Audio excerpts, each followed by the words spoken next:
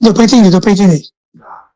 Bom, da mesma forma que você coloca, que a gente pode colocar, né, um contorno, então a gente coloca assim, ó, eu tenho algumas lacunas, tá? Eu tenho algumas lacunas, tal, mas eu tenho muito mais eletronvírus. Por quê? Porque eu dopei o material.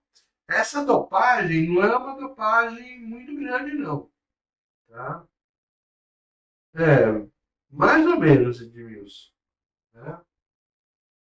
Essa dopagem é alguma coisa tipo um átomo de fósforo, um átomo de impureza para cada 100 mil átomos é, é, de, de silício. Bom, então mais ou menos essa proporção, tá? Esses servidores aí que a gente deixa climatizado e tal, é justamente para a gente não ter vamos falar, um superaquecimento deles. Tá bom? Então porque a tendência deles é que eles tenham, né, trabalhem em frequências muito altas, em frequências muito altas eles tendem a aquecer, tá? E a gente coloca ele numa temperatura um pouco mais baixa, justamente para que ele possa trabalhar com uma folga aí, tá, de aquecimento. Ele consegue trabalhar numa frequência alta, mas sem aquecer.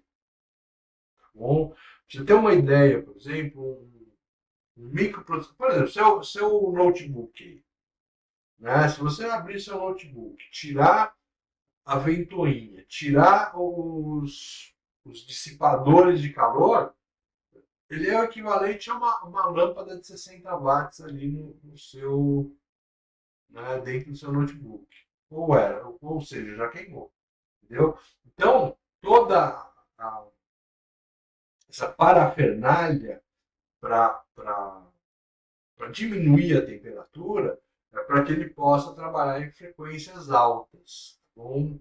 Então, você tem o aquecimento e tal, mas você tira aquele aquecimento por exaustão, por própria, né, por climatização. Tá bom? Bom, então, da mesma forma que então, esse aqui é um condutor tipo N, da mesma forma que eu tenho um condutor tipo N, onde eu coloquei material tetravalente, a gente pode colocar o quê? A gente pode colocar material trivalente, ou seja, que só tem três elétrons na última camada. Exemplo, alumínio, gálio, boro. Tá? O boro é o material mais utilizado hoje. Tá bom? Então, é mais difícil usar o alumínio, é mais fácil a gente utilizar boro. Tá? É o que mais é utilizado. Ele vai fazer o quê? Ele vai ter, como ele é trivalente, o cara já nasce ali com uma lacuna. Então, da mesma forma que esse cara aqui nasceu com um elétron, quando você coloca boro aqui no sistema, ele vai nascer já com uma lacuna. Entendeu? E, obviamente, ele também vai conduzir mais. Só que, ao invés de eu ter íons negativos, eu vou ter aqui íons positivos. Tá bom? Então, eu vou ter aqui, ó, vários aqui, né, são positivos. Ó, né? Positivo, positivo.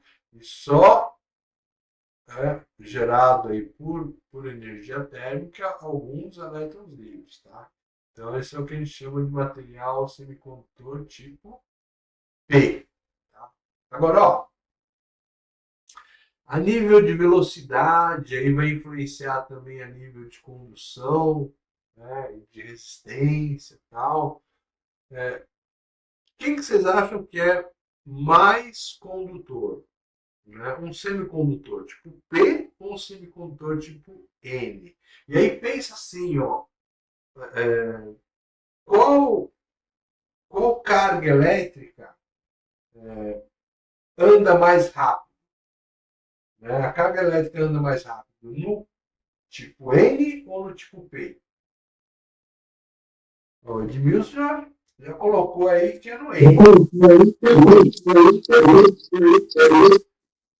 Eu acho que é no N, professor. De fato, né? No N, o elétron livre, ele não tem. Ele tem uma mobilidade maior. Por quê? Porque é só você aplicar a, a, a carga positiva e negativa tal, para que haja um deslocamento dele. Né? Já no semicondutor tipo P, movimento por buraco.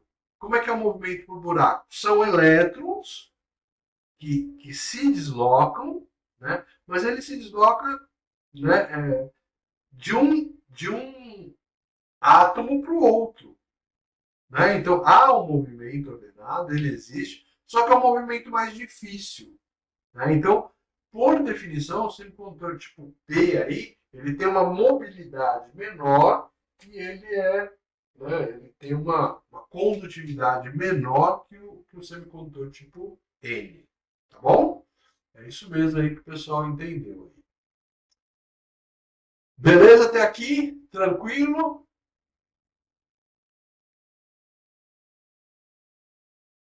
Dúvidas?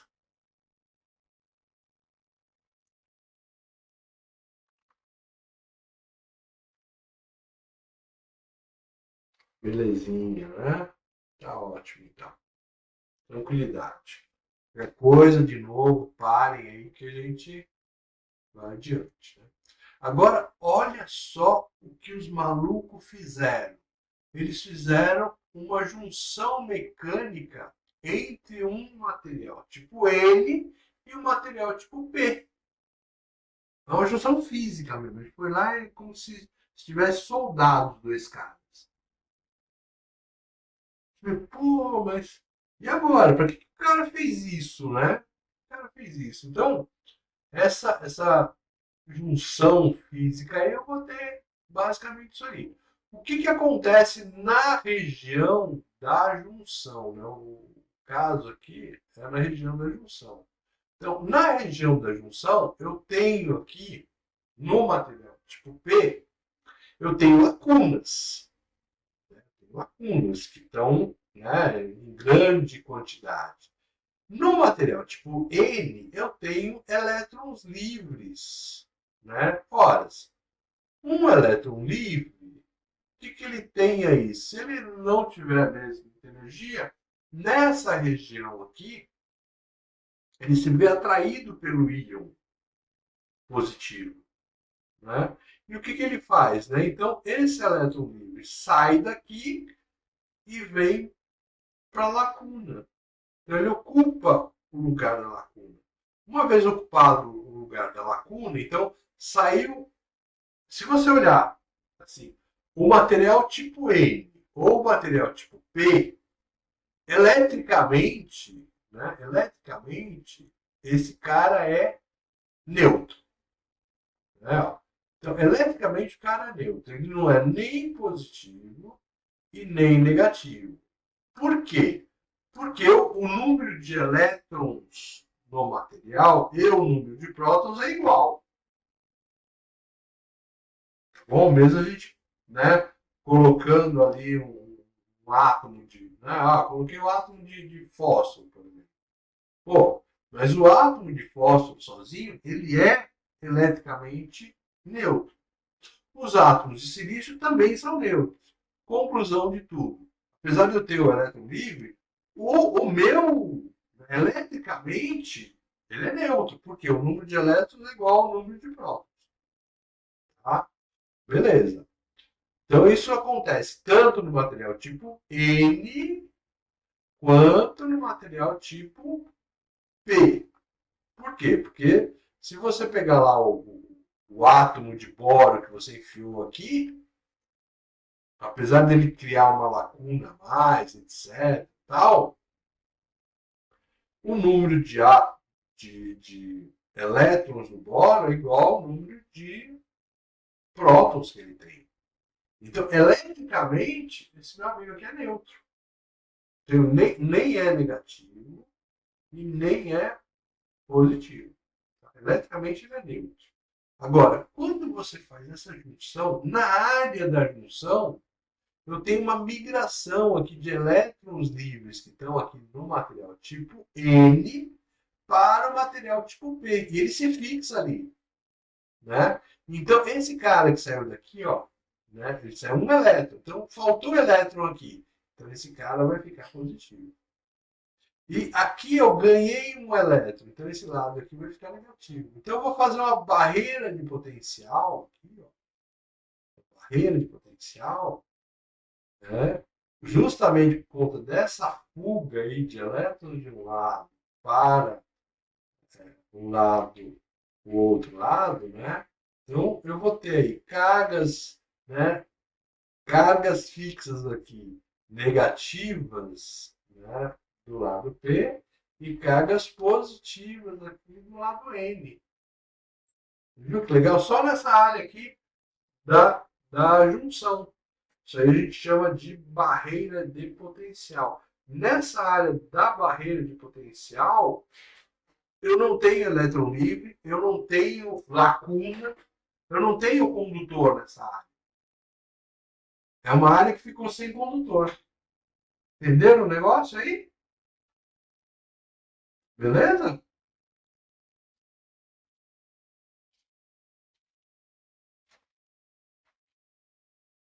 Então o elétron estava de um lado, ele foi lá, migrou para o outro lado e se alocou na lacuna. Né? Se alocou na lacuna. Então eu fico com íons positivos de um lado, íons negativos do outro, e naquela área ali, acabou, não tenho mais condutores de eletricidade.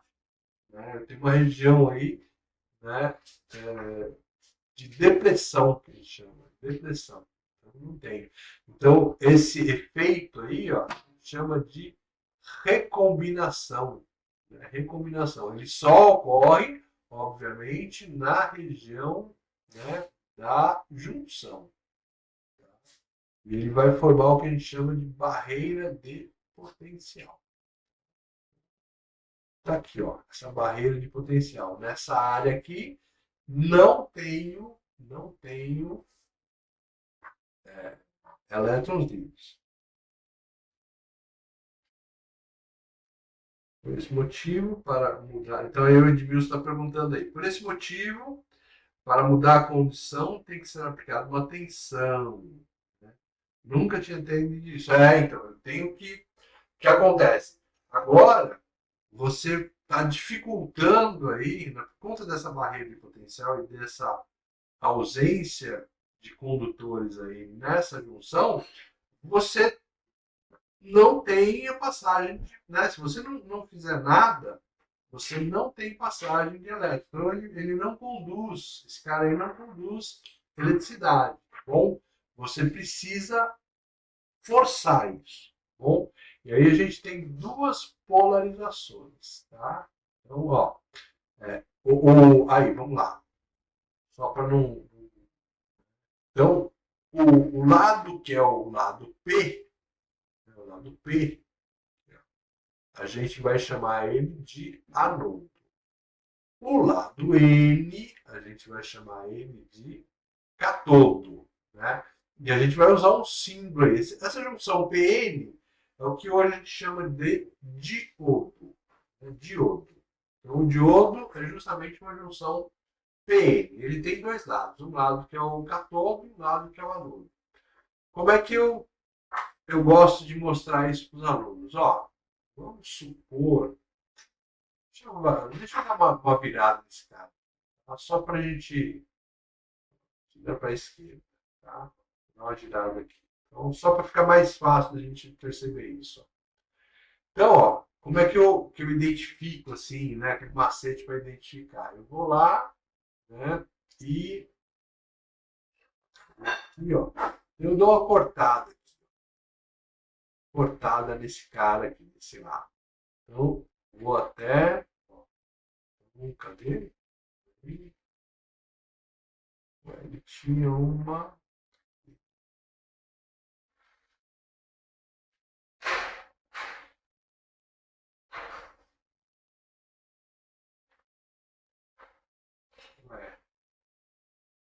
Tinha um cara aqui de propriedades. Cadê propriedades? Não é essa aqui, não. Propriedades, tá aqui, ó. Olha, meu Deus, tá aqui. Vou deixar branquinho aqui, ó. Então, eu dei essa cortada aqui no meu material. Se você passar um tracinho aqui, ó, virou A de anudo. Tá vendo? Virou A de anudo. Beleza. Então, vamos tirar isso aqui, ó. Então, o A de anudo, você cortou ali, ó, você tem o A de anudo.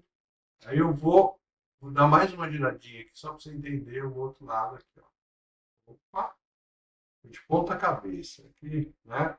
Então, ó, agora eu vou fazer o quê? Eu vou pegar o meu amigo aqui e eu vou cortar do outro lado. Vou cortar aqui, ó. E cadê as propriedades? Tá, então vou deixar aqui branquinho e vou preencher com branco. Ok. Então, ó, quando você olha ali, o que eu tenho aqui? Eu tenho um K. Um K de 14. Tá? Então, corta um lado. Virou um A, é o anulo. Esse lado é o anulo. Cortei o outro lado. Virou um K, é o 14. Bom, então isso é fácil de a gente fazer. Beleza. Então, uma vez definido aqui a nota 14, esse é nosso símbolo, tá? Então, vou usar esse símbolo daqui para frente. Aqui, tal, para a esquerda, gira para a esquerda. Beleza, tá lá. Tá?